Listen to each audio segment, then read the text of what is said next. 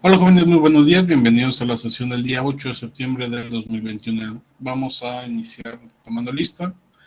El día de hoy vamos a iniciar de hacia atrás para adelante de la Z, entonces preparados, en orden ascendente, ¿ok?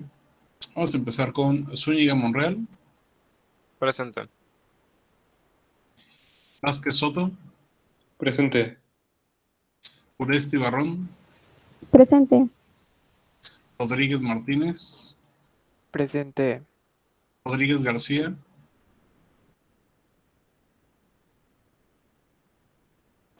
Ramírez Macías, Presente. Inés Herrera,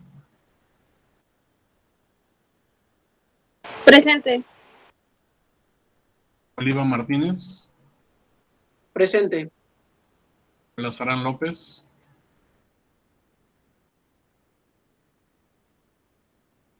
Núñez Sánchez, Presente. Moreno Hernández, Presente. Medina Bautista,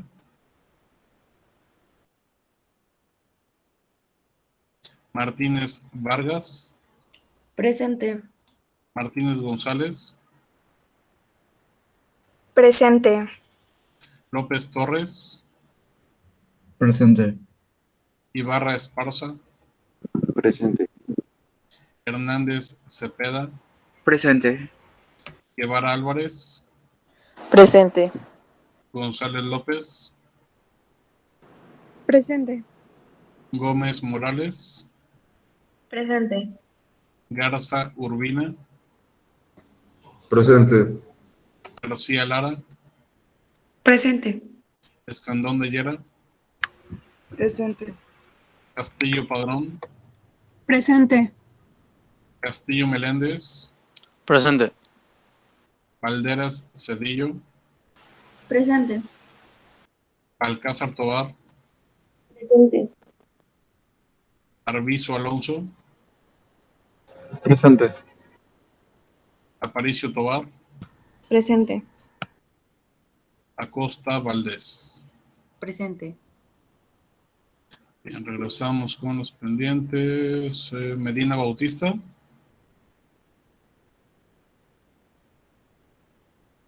Lazarán López, Presente, profe. y gracias, y Rodríguez García.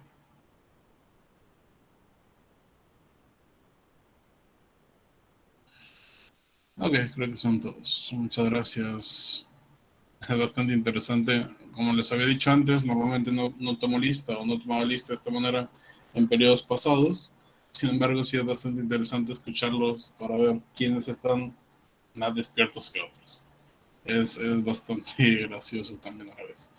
Bien, el día de hoy vamos a seguir platicando sobre administración estratégica, sobre estos conceptos que se refieren a las 3 etapas al proceso de la administración estratégica. Y en este sentido, vamos a continuar desde donde nos quedamos. Antes de esto, recordamos rápidamente que esa administración estratégica es un proceso que involucra tres etapas: formular, implementar y evaluar estrategias. Sencillo, fácil como eso. Una vez que entendemos eso, hay que establecer qué se hace en cada una de esas 3 etapas. En la primera se establece la filosofía de la empresa, se hace un diagnóstico y se eligen estrategias, y las otras 2 quedan mucho más claras cuáles son las actividades. Primero, la formulación de estrategias implica en primera instancia, como les decía, el establecimiento de la misión, visión y valores, objetivos a largo plazo que la empresa quiere conseguir. Repito, a largo plazo, porque las estrategias son a largo plazo. Segundo, un diagnóstico para determinar qué factores externos e internos me pudieran llegar a afectar positivamente o de manera negativa. Y finalmente, plantear iniciativas estratégicas que posteriormente se convertirán en estrategias. Elegir la óptima y asignar indicadores. Entendemos ya entonces el concepto de una estrategia. Básicamente tiene que ver con los medios utilizados para poder alcanzar los objetivos de la empresa. Ese alcanzar los objetivos lo tenemos que medir de alguna forma. Y para eso existen los indicadores, que son parámetros de medición precisamente de la consecución de esos objetivos. ¿Cómo le hago yo para saber si mi objetivo está siendo conseguido? con una fórmula, con un parámetro de medición, con un indicador. ¿Ok? Los indicadores pueden ser de distintos tipos, hay algunos más sencillos que otros. Platicamos, por ejemplo, del indicador necesario para poder alcanzar este objetivo. Si yo quiero conseguir una pérdida de peso de 10 kilogramos, tengo que plantear una meta clara, que sea medible, los 10 kilos, por ejemplo. Tengo que establecer la manera en que se va a medir, por ejemplo, con una báscula. Pero además debo de plantear cuál es la manera en que voy a saber si estoy consiguiendo mi meta o no. En este caso, a través de una fórmula muy sencilla, como les decía. Peso de antes, peso de ahora. ¿Ok? Entendiendo esto, formulamos una tablita que denominamos tablero básico de indicadores y planteamos esa misma información. Esto es lo que se hace en la formulación. ¿Ok? Entonces, como les decía, son 3 etapas. En la formulación llegamos hasta aquí, creamos indicadores de estrategias que planteamos. ¿En dónde está la estrategia dentro de este indicador? En ninguna parte. Aquí solamente tengo el objetivo y tengo el indicador. Me hace falta dentro de esta tabla toda la estrategia. ¿Ok? Sin embargo, esa estrategia completa o ese plan estratégico completo no se establece en esta tabla, no es necesario. Ya hay algún medio, por ejemplo, un documento en donde se establece todo el plan, en el cual está descrita la estrategia. Aquí solamente son las partes más relevantes, la forma de medición y el objetivo que queremos alcanzar. Entonces, eso se hace en la formulación. En la implementación se va a aplicar la estrategia y en la evaluación es donde vamos a aplicar esta fórmula. Vamos a calcularlo. El ejemplo que veíamos ayer precisamente no se haría en la formulación, obviamente. Se haría hasta la evaluación, porque necesitamos que se implemente la estrategia para saber si se hizo bien o se hizo mal. No podemos partir de algo que no tenemos. Digo, se podría hacer hasta cierto punto. Por ejemplo, si yo tengo medición, siguiendo este caso, si yo tengo una medición clara de los últimos 6 meses, yo puedo tener un cálculo para saber con qué inicio el día de hoy. Pero para este caso en particular, pues bueno, no aplicaría tanto. Entonces, los indicadores se deben establecer desde el inicio, pero se van a utilizar hasta el final. ¿Ok? Repito, los indicadores se establecen desde el inicio, es decir, en la etapa de formulación, pero se van a usar hasta el final, es decir, en la etapa de evaluación. Comentábamos también comentábamos otro ejemplo en este sentido también, ya orientado hacia un ámbito un poquito más empresarial. Y habrán observado ustedes el día de ayer, o cuando veíamos esto, la diferencia que existe. Hay indicadores que son sencillos como el anterior y otros que son mucho más complejos como este, donde la fórmula que tenemos que aplicar se vuelve más difícil de establecer, se vuelve más complicado de entender en muchas ocasiones. Sin embargo, esa es la parte interesante de los estrategas. Esta es la parte en donde empezamos a pensar más allá que las personas tradicionales. Para alcanzar un nivel de reconocimiento de 40% en el mercado, yo debo de conocer perfectamente qué significa alcanzar. Alcanzar no significa tener más, 40% más que antes, no. Significa que antes a lo mejor tengo 37 y ahora quiero subir a 40, ¿ok? Reconocimiento del mercado, ¿qué significa? Que la gente sepa que existo. 40%, que significa que 4 de cada 10 me conocen. ¿Okay? Jóvenes adultos, ¿qué significa? En algún apartado debo de establecerlo. Jóvenes adultos son personas entre 20 y 35 años. Ciudad Victoria, ¿dónde está? Geográficamente tengo que ubicarlo. Y 12 meses a partir de cuándo tengo que establecerlo también. Entendiendo esto en su totalidad, tenemos la posibilidad de plantear algún mecanismo para poder conocer esta estrategia o para poder conocer cómo se mediría. Algunos de ustedes, por ejemplo, me mencionaban la regla de 3. Y sí, exactamente. Podemos aplicar perfectamente una regla de 3 para poder resolver este indicador. Sin embargo, también lo podemos hacer con un método un poquito más directo, como lo es esta fórmula de división por 100, que de hecho es lo mismo que una regla de 3, solamente que acomodado de manera distinta. Entonces, la parte importante de los indicadores es esa, el establecer un buen parámetro de medición, el establecer maneras para poder medir si es que se está consiguiendo o no la meta. Una vez que ya tenemos todos nuestros objetivos identificados, cada objetivo debe tener al menos un indicador.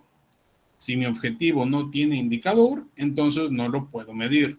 Y si no se puede medir, no voy a saber si lo estoy consiguiendo.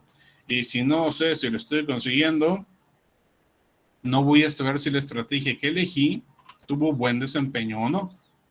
Y entonces no voy a saber si la empresa lo está haciendo bien, y entonces no voy a estar seguro si estoy teniendo ganancias o no, y entonces es muy probable que en menos de 6 meses la empresa quiebre, se muera, se vaya, ya no exista, tengamos pérdidas, ¿de acuerdo? Y esa es la idea, que tengamos suficiente información para que no suceda, que tengamos suficiente información para que a lo mejor al segundo mes yo me estoy dando cuenta que esa estrategia de pérdida de peso está muy mal. Si al segundo mes llevo apenas 600 gramos perdidos, entonces me doy cuenta de que tengo que corregir algo. Y para el tercer mes, ya en lugar de 600 gramos, ya subía 2 kilos perdidos. Pero sigo muy por debajo de la meta, entonces tengo que seguir corrigiendo cosas para que a los 6 meses que me planteé, se consiga esa meta. En cambio, si no tuviera un indicador, ¿cómo me doy cuenta que voy bien o que voy mal? Lo mismo con el indicador empresarial. Bien, entonces, este tablero básico de indicadores nos permite entender hasta cierto punto cuál es el punto que tiene la empresa. Un aspecto importante aquí, esta batería o este tablero básico de indicadores solamente nos sirve en la etapa de formulación. En la etapa de evaluación tenemos que agregar columnas y tenemos que agregar otros métodos interesantes para poder entender mejor. Hay un método, por ejemplo, por semáforo que nos permite saber si vamos por buen camino, si vamos por mal camino. Pero eso ya lo veremos más adelante. Lo importante ahorita es que entiendan qué es un indicador y cómo es que se crea.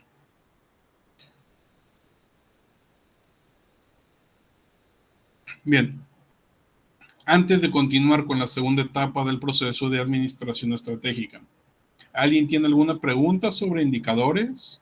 ¿Alguien tiene alguna pregunta sobre el proceso de formulación de estrategias? Obviamente todavía no vemos cómo se formula una estrategia como tal, solamente lo hemos visto en tema conceptual. ¿Pero alguien tiene alguna pregunta? Castillo. Profe, yo tengo una duda. Por ejemplo, ya ve que nos puso un ejemplo de que decía, por ejemplo, lograr un nivel B2 en inglés, supongamos. Entonces, ¿cómo podría ser la fórmula ahí? O sea, ¿sería restar los puntos que saques en tal examen y los puntos que obtengas después de 3 años? ¿O cómo sería? En ese caso podría ser una fórmula similar a eso. Una comparación entre lo que tienes en este momento y lo que tienes posteriormente.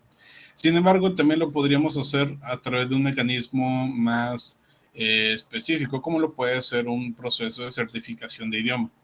Y entonces el mecanismo utilizado podría ser a lo mejor un TOEFL o un FCE o un IELTS o cualquier otro mecanismo. Y la fórmula tendría que ver específicamente con la fórmula que ya utiliza ese mecanismo. Por ejemplo, TOEFL ya tiene identificado que a partir de cierto puntaje te encuentras aproximadamente en cierto nivel. Entonces, en tu fórmula, lo que aplicaría sería la fórmula que utiliza TOEFL para asignarte nivel, o dependiendo de la certificación que tomes. Esa sería la manera de establecer una fórmula allí. Punto importante, y me parece muy interesante la pregunta. Hay ocasiones en que el indicador no lo controlamos nosotros. Es decir, tenemos un mecanismo de evaluación o de medición, pero nosotros no controlamos la fórmula específica, como este caso. Esa fórmula la hace alguien más y yo lo que tengo que hacer es tomar el dato de allí. Preferentemente vamos a tratar de que las fórmulas sí las podamos controlar, pero habrá casos en que no. Y les pongo ejemplos más claros. En la administración pública, por ejemplo, un gobierno del estado, un gobierno del país o un gobierno municipal incluso, requiere tener diferentes tipos de datos, de estadísticas o de información. Y mucha de esa información no la hacen ellos. Por ejemplo, si ahorita que vamos a entrar en una nueva administración municipal, si el nuevo presidente municipal quisiera saber cuántas personas en Ciudad Victoria están en un nivel de pobreza o de pobreza extrema, lo más probable es que el municipio no se ponga a contarlos por sí solo o se ponga a hacer encuestas. ¿Debería de hacerlo? Sí, pero no hay suficiente presupuesto para conseguirlo. No lo van a hacer. Pero en nuestro país existe una comisión nacional encargada de esto, que es la que hace esta estadística, a partir de lo que dice INEGI y a partir de lo que dicen otras personas. Entonces, CONAPO, el Consejo Nacional de Población, e INEGI tienen las estadísticas. Y lo que haría el gobierno municipal para poder tener ese indicador de pobreza sería consultar estos datos. ¿Sí? Entonces, en ocasiones yo consigo obtener cierto indicador y en ocasiones tengo que sacar la información de otros lugares. Lo importante en todo caso sería, ejemplo, utilizar el indicador de manera distinta. En lugar de solamente decir alcanzar este nivel de inglés, lo que podría hacer es, por ejemplo, hacer una comparación entre cosas que yo sí puedo controlar. Podríamos pensar quizá en mantener una conversación durante más de 10 minutos con personas en otro idioma. Y allí ya nosotros tenemos la posibilidad de medir. Y lo podemos comparar a lo mejor con cuánto tiempo o qué tan difícil era para mí antes y cómo es ahora. Entonces, es lo que podríamos hacer. Para poder tener el control del indicador, podríamos modificarlo para que sea más aceptable. Lo mismo con el objetivo. Si el objetivo me pide forzosamente que ese indicador lo saque de otro lugar, pues tal vez podría cambiar por ahí un poquito la meta del objetivo o el objetivo mismo para que se adecue más a lo que yo sí puedo conseguir y no que dependa específicamente de fuentes externas. Más o menos eso es lo que tendríamos que hacer. Seguramente algunos de ustedes tendrán este objetivo dentro de su tarea, dentro de la actividad que tienen que entregar el viernes. Y pues bueno, les sugiero eso. Tratar de cambiar ligeramente el objetivo quizá para que se adecue un poquito a cosas que pueden controlar o dentro de la fórmula y dentro del medio de formulación o medio de información para encontrar la información, tendrían que basarse en lo que establece alguna certificación en específico.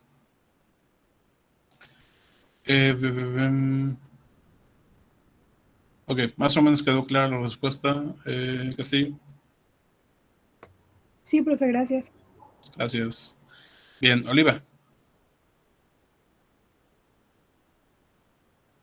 Bueno, yo tenía duda en cómo hacer las fórmulas, profe, para los objetivos, pero no sé si la podría explicar. Sí, claro. En este caso, las fórmulas tienen distintas maneras de ejecutarse o de formularse como tal.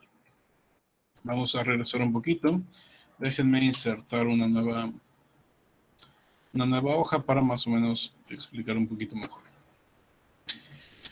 Una vez que tenemos un objetivo definido, lo que tenemos que hacer es pensar cómo es que se va a calcular, cómo es que vamos a llegar a conseguir o no algún punto en particular.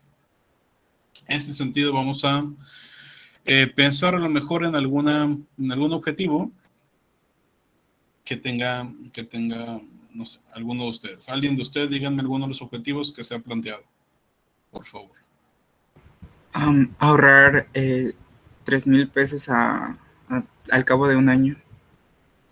Ahorrar 3,000 pesos al cabo de un año. Ok. En este caso, pues donde tenemos algunos detalles que se podrían corregir en la redacción, Pero para el ejemplo que vamos a dar, se entiende. Ahorrar 3,000 pesos al cabo de un año. ¿Ok? En este caso, lo que estamos tratando de conseguir es un objetivo, una meta orientada hacia dinero. ¿Vale? Y ese dinero es una cantidad específica que ya tenemos marcada aquí. ¿Cómo puedo yo saber cuando ya conseguí estos 3,000 o cuánto he ahorrado dentro de un año? ¿De qué manera puedo yo saber si esto se alcanzó o no se alcanzó? Eso es lo primero que tenemos que pensar cuando estamos creando una fórmula, ¿okay? O cuando estamos creando un indicador. En este caso es un tema bastante más sencillo que en otros casos. Si estamos hablando de una cantidad en específico, como esta, lo que sucede es que simplemente pudiéramos contar y listo.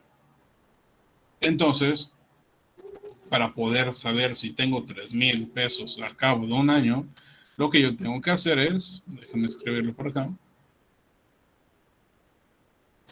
cuantificar, perdón, se me abrió otra cosa, cuantificar la cantidad de dinero que se tiene en las distintas modalidades de ahorro. ¿Okay? De esta manera, pues bueno, tendríamos ya el mecanismo para poder alcanzar esta meta. ¿Okay? ¿Cuál sería la fórmula en particular? En este caso, la fórmula sería una fórmula, digamos, subbásica. Simplemente sería algo como lo siguiente. Déjenme insertar aquí un símbolo de fórmula. Aquí déjenme encontrar el de sumatoria.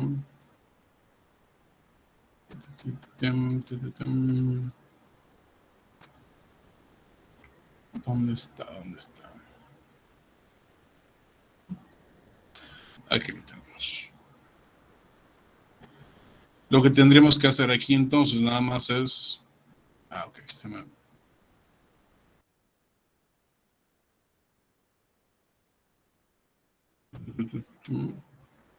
Ahí estamos.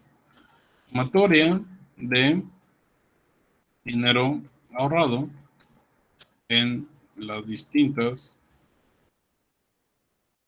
fuentes de ahorro. Y listo, no tendríamos otro mecanismo. Simplemente vamos a sumar cuánto dinero ahorrado tenemos. ¿Ok? Si yo quiero ahorrar 3,000 pesos al cabo de un año, si ese es mi objetivo, lo que tengo que hacer para saber si lo conseguí es sumar cuánto dinero ahorrado tengo. Listo. ¿Qué sucede aquí? Cuando nosotros hablamos de indicadores, lo ideal, y este es un punto sumamente relevante, lo ideal es que haya una comparación. Así como los anteriores, había una comparación entre A y B, así como en el peso hablábamos de cómo estabas al principio y después de 6 meses se hace una comparación, o como en el porcentaje de reconocimiento, donde identificábamos cuántas te conocen entre el total de personas. Hay comparaciones y un buen indicador debería de tener siempre comparaciones, comparar al menos 2 variables. En este caso, por ejemplo, no existe una comparación. Por ende, no tenemos un indicador que realmente sea de impacto, y esto es importante. Para que un indicador sea buen indicador, repito, tiene que haber una comparación. Si no existe comparación, no tiene mucho sentido, no tiene mucho impacto. No se va a tener algún aspecto que sea de relevancia realmente. ¿Qué es lo que podríamos hacer en casos como este entonces? Lo que podríamos hacer es modificar ese indicador para que nos diga cosas distintas. Por ejemplo, en lugar de ahorrar 3,000 pesos al cabo de un año, podríamos plantearlo de manera distinta. Por ejemplo, alcanzar un nivel de ahorro de 3,000 pesos más del ahorro actual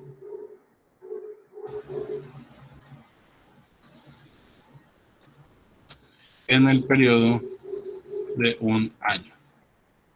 ¿Okay? ¿Qué es lo que estamos haciendo aquí? A la hora de establecer que lo que nosotros queremos hacer es una diferencia entre lo que tengo ahorrado actualmente y lo que podría tener dentro de un año, ya existen dos puntos que puedo comparar. El momento actual y el momento dentro de un año. ¿Ok? ¿Qué es lo que sucede también? En este caso, ¿es exactamente el mismo objetivo que queremos alcanzar? Sí, ahorrar 3,000 pesos. Pero aquí ya estoy integrando puntos de comparación que me permitirán entonces que mi indicador sea más sencillo de identificar y que tenga un impacto mayor. Entonces, lo que estoy haciendo aquí ya no es nada más cuantificar. Tengo que comparar. Entonces, para poder hacer esto necesito comparar el total de dinero que tengo en este momento contra la cantidad de dinero ahorrada dentro de 12 meses. ¿Se fijan la diferencia? En este caso lo que estamos haciendo es comparar el total de dinero que tengo en este momento contra la cantidad de dinero ahorrada dentro de 12 meses. Y por ende en la fórmula deberíamos también plantearlo de esta manera. Vamos a insertar una fórmula. En este caso que nos permita identificar precisamente esto que estamos mencionando. Vamos a plantearlo. Esto, pues bueno, es básicamente una resta. Por ejemplo, déjenme hacerlo más grande porque seguro no alcanzan a ver. Bien, en este caso sería una cuestión como el tema del peso corporal. Sería cantidad de dinero ahorrada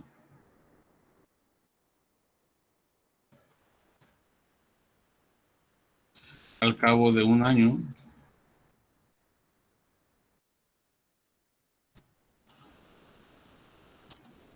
cantidad de dinero ahorrada al cabo de un año menos cantidad de dinero ahorrada al inicio. Vamos a escribirlo así para que se entienda simplemente. De esta manera ya tendríamos nuestro indicador, nuestra forma de medición de manera mucho más sencilla. ¿Ok? Más sencilla, sí, pero con mayor impacto que la anterior. ¿A qué me refiero? Vamos a comparar estas dos maneras de medir el mismo objetivo. En la primera lo que hicimos fue solamente ahorrar. Y ahorramos 3,000 pesos. Y es una buena meta. ¿Y se puede medir? Sí. ¿Cómo? Sumando cuánto dinero tienes y listo. ¿Ok?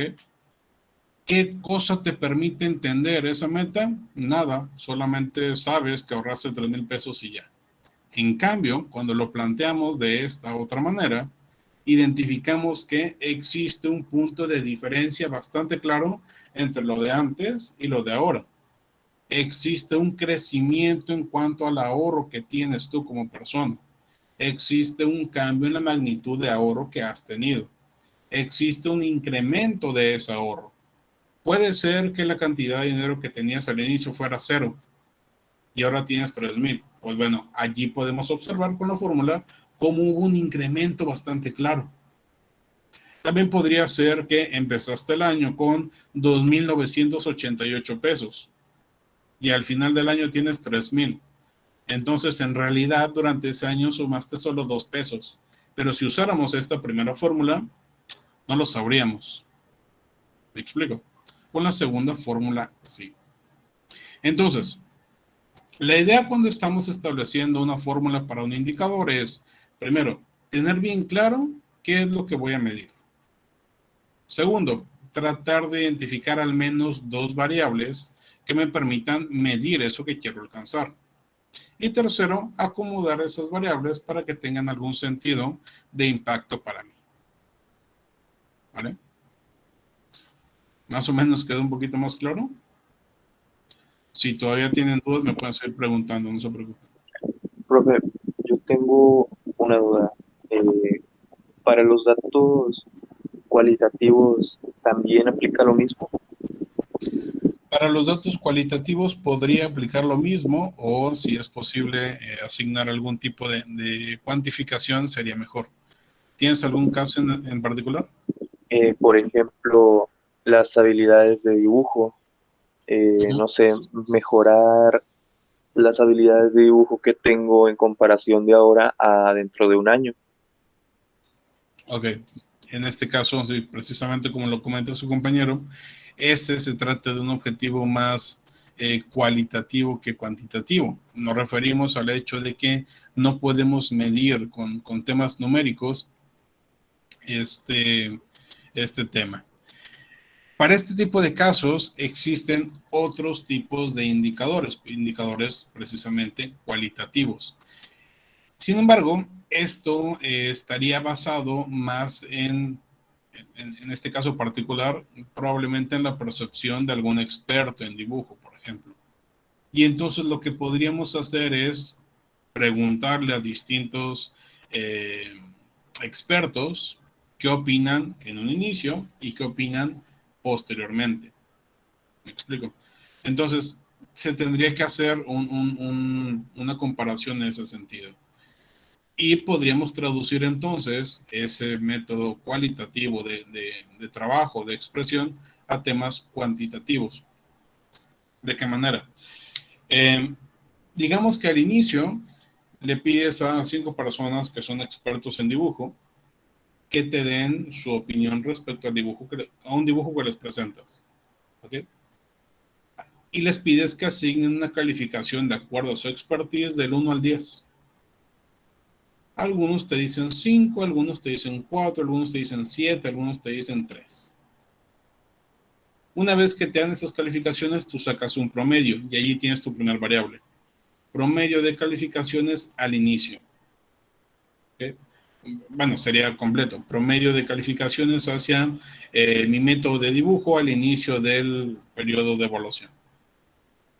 Posteriormente, cuando transcurre el tiempo que tienes marcado, vuelves a juntar a esos expertos y les presentas el mismo dibujo, pero ahora de la manera en que lo hiciste después de haber aprendido y practicado durante todo el periodo. Y los expertos te van a volver a evaluar del 1 al 10. Alguno te dirá a lo mejor que subiste a 7, a 8, a 8, a 9, alguno dirá y otro dirá 6. Y hacemos lo mismo, sacamos un promedio. Y entonces lo que podríamos hacer allí es comparar esos dos promedios. Entonces, el promedio al inicio fue de un 4 y el promedio al final fue de un 7. Entonces, allí podemos identificar que sí hubo una mejoría respecto al tipo de dibujo que estábamos haciendo. Esa es la idea. Tratar de identificar en temas medibles la manera en que se está alcanzando algo. Repito, en este caso sería trayendo un indicador cualitativo a un tema cuantitativo. Obviamente no todos los casos son así y en muchas ocasiones es imposible modificar un tema cualitativo a cuantitativo, pero vamos a tratarlo de hacer de esa manera. La mayoría de las empresas, por ejemplo, no utilizan indicadores cualitativos, solamente cuantitativos, porque es más fácil de medir, porque es más fácil de identificar y porque es más fácil de entender. Lo cual no quiere decir que no se utilicen de los otros. Sí, hay empresas que las hacen, normalmente las empresas grandes, pero implica un nivel de desarrollo y pensamiento mucho más aplicado y mucho más complejo que los primeros. Entonces, vamos a tratar de no meternos en indicadores cualitativos por el momento, sino solamente cuantitativos. ¿Vale? Si alguno de los demás tienen indicadores u objetivos cualitativos, traten de modificarlos, así como les dije, para que se conviertan en cuanti, o modificar el objetivo para que sea más sencillo. Recuerden que este primer ejercicio es más de entendimiento que de complejidad. Entonces, vayan con esa idea. ¿Quedó un poquito más claro, Medina? Claro que sí, quedó completamente claro. Muchas gracias. Gracias. ¿Alguien más tiene alguna pregunta?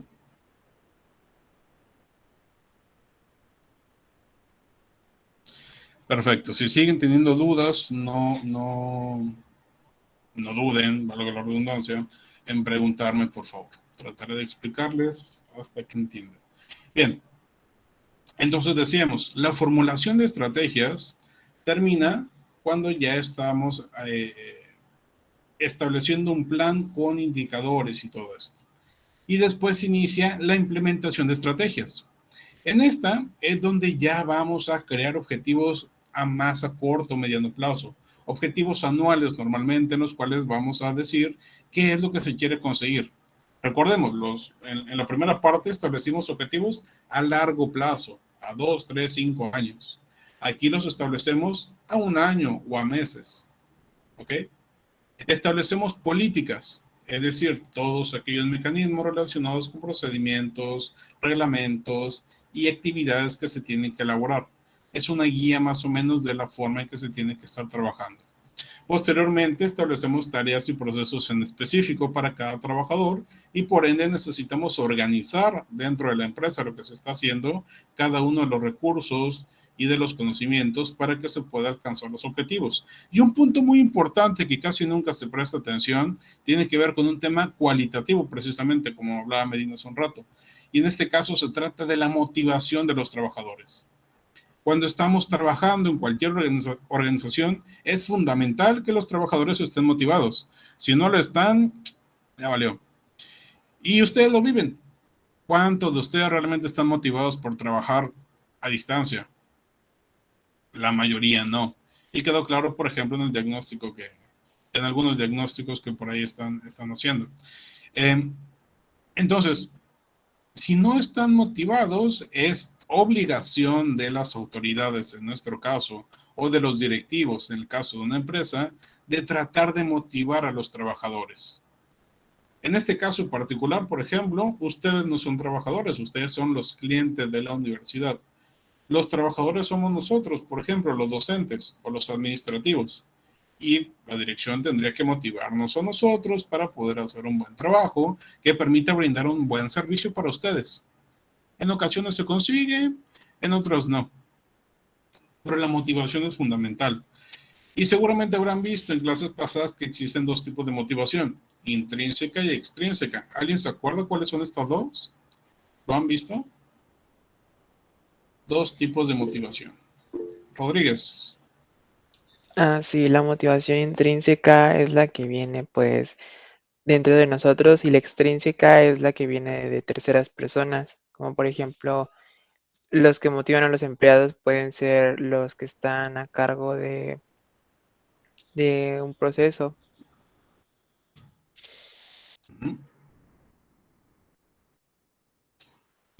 Ok, sí, tiene razón, Jorge. ¿Alguien podría darnos algún ejemplo más específico? A ver, García. No. La motivación intrínseca podría ser por ejemplo, en el aspecto de ir al trabajo, tener un buen puesto, o sea, nosotros sentirnos preparados, lograr algo que nosotros ya nos hayamos establecido, de aprender cosas nuevas o cosas así. Y la motivación extrínseca podría ser lo de que la empresa, al ver nuestro desempeño, cada cierto tiempo o al mejor trabajador, por así llamarlo, les otorgue bonos, tarjetas, sí, o sea, los motive dándoles cosas o reconocimientos. Ok, bien, gracias, Juliana. Escandón. Sí, profe, la motivación intrínseca es la que pues uno desarrolla pues empezando a sentir la satisfacción en la realización de actividades o por ejemplo también cuando uno escoge pues la carrera que estudiar, pues uno siente la motivación y pues sabe lo que le apasiona y lo empieza a hacer. Ok, bien. En este caso, pues bueno, estoy seguro que a muchos de ustedes no les apasiona la administración, pero habrá algunos otros que sí. Y entonces esas personas no necesitan tanto que se realice una motivación por parte de los maestros o los directivos, mientras que los que no les interesa o no les gusta mucho su carrera, pues sí dependen mucho más de estímulos externos. Y lo decían bastante bien. Desde Jorge, que nos hablaba de que la intrínseca viene de adentro y la extrínseca de aspectos externos, es verdad, y lo reiteraba García cuando decía que un tema intrínseco podría depender de aspectos más, por ejemplo, de reconocimiento personal. Por ejemplo, simplemente el hecho de mencionar tu nombre, el hecho de decir Juliana García o el hecho de decir Mariana Escandón, ya tenemos un tema intrínseco, un tema que no requirió de aspectos más allá de un simple reconocimiento. No es lo mismo decir la compañera o el compañero o el estudiante a decir Juliana, a decir Mariana, a decir Ángela, a decir María. ¿Okay? Y esa es la idea, empezar a motivar trabajadores de distintas formas. Hay muchos mecanismos. Llevarán una materia relacionada con capital humano eventualmente, o ya la estarán llevando, y pues por ahí trabajaremos o trabajarán un poquito más ese tema. En todo caso, todo esto se tiene que hacer en esta segunda etapa de implementación. Para que quede más claro, vamos a resaltar dos aspectos principales, dos conceptos. Número uno, se tienen que establecer objetivos anuales, que son metas a corto plazo que las empresas deben alcanzar para poder lograr los objetivos de largo plazo. ¿Ok? Entonces, si yo tengo un objetivo a 3 años, para poder llegar a esos 3 años, antes tengo que alcanzar objetivos a 6 meses o a 1 año. ¿Por qué? Porque si no lo consigo en ese periodo, seguramente aquel otro no se va a conseguir. Vamos a pensar que estamos haciendo algo muy sencillo. No sé cuántos de ustedes sepan cocinar, pero vamos con un tema muy sencillo. Estamos haciendo un huevo con jamón. Simple. ¿Qué tan complicado es hacer un huevo con jamón? Nada complicado. Entonces, para poder alcanzar mi objetivo de que mi huevo con jamón esté listo en mi plato para comer, yo tengo que alcanzar objetivos antes. Por ejemplo, conseguir un sartén limpio para poder ponerlo en la estufa. ¿Qué pasa si no consigo ese objetivo? A la hora de que yo ponga el jamón y los huevos, pues van a caer directamente en la estufa y no se va a poder cocinar. O supongamos que ese primer objetivo de conseguir el sartén se logró, pero siguen otros pasos. Y por ejemplo, mi siguiente objetivo es que el huevo que quiero poner esté batido, esté revuelto antes de ponerlo en el sartén. Y sí, lo muevo y lo revuelvo bastante bien y después lo meto al sartén, pero nunca quebré el huevo. Simplemente el huevo completo lo estaba revolviendo haciendo un plato. Entonces, no alcanzamos ese objetivo, por ende, el objetivo a largo plazo no se va a conseguir. Y esa es la idea. Si yo quiero conseguir un mayor reconocimiento en el mercado dentro de 3 años, para poder hacer eso, tengo que haber brindado un buen servicio, tengo que haber hecho publicidad, tengo que haber tenido algún tipo de promoción para que la gente me conozca. Esa es la idea. Entonces, los objetivos anuales se tienen que plantear en esta etapa. Y para la implementación también se requieren políticas. Y las políticas son directrices, reglas y procedimientos que permiten alcanzar los objetivos anuales. Y esa es la idea, tener objetivos anuales y políticas para poder trabajar. En pocas palabras, la implementación de estrategias se refiere a poner en práctica la estrategia. Lo que yo dije que iba a hacer antes, tengo que hacerlo. Ya solamente para terminar el día de hoy, tenemos la tercera etapa, la evaluación. Y evaluación es muy sencillo. Medimos el desempeño de la empresa. Y una vez que conocemos el desempeño, corregimos errores. ¿Qué mecanismo utilizamos para poder medir el desempeño? ¿Y quién me dice? Por participación. ¿Qué necesitamos para poder medir el desempeño de una empresa? Para poder medir el desempeño de una estrategia o para saber si alcanzó los objetivos. Moreno. Indicadores. Perfecto, muy bien, indicadores. Yo espero que a todos les haya quedado claro. Si yo tengo indicadores que formulé al inicio, al final, en la etapa de evaluación, los podré medir para poder corregir errores. Perfecto. Dejamos hasta aquí la sesión del día de hoy. Muchas gracias por su asistencia. Si lo entiendo, se puede quedar al final y si no, pues sería todo por el día de hoy. Que tengan un excelente día y nos vemos mañana. Hasta luego. Gracias, profesor. Gracias, profe. Nos vemos. Nos vemos. Gracias, profe.